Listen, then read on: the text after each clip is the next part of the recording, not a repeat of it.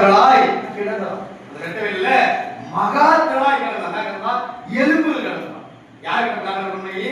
எசேக்கியா கிடந்தாங்க. எசேக்கியா ராஜா இல்ல, எசேக்கியா தீர்க்கதரிசி கிடந்தாங்க.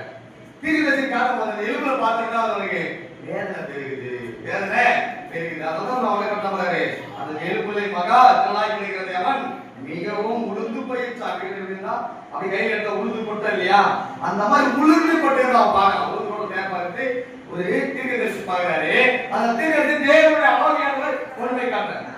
நம்மளும் அப்படிதான் நினைக்கிறோம். அந்த ஜனங்களை பார்க்கும்போது, குடிக்கிறவங்களை பார்க்கும்போது, வேலையோடிக்கிற பார்க்கும்போது நம்மளை மீட்டெடுக்கிற ஆண்டவர், நம்மளை மீட்டெடுக்கிற ஆண்டவர். நம்ம ஜனங்களுக்கு போயிருக்கோம். மருத்துவமனை பாத்தீங்கன்னா இந்த மருத்துவமனை எரிஞ்சு போனதை பாத்தீங்கன்னா இவ்வளவு வேலையா இருக்கும். அந்த மூச்சு எடுத்து போய் காது இல்லாம அந்த சந்து மட்டும் தெரியுமா, நேச்சுரலா பார்த்து பாருங்க. இந்த காதே இல்லாம சந்து மட்டும் வெளியிருக்கும். அப்படி கண்ணு எரிஞ்சு கண்ணு மட்டும் அவர் கையை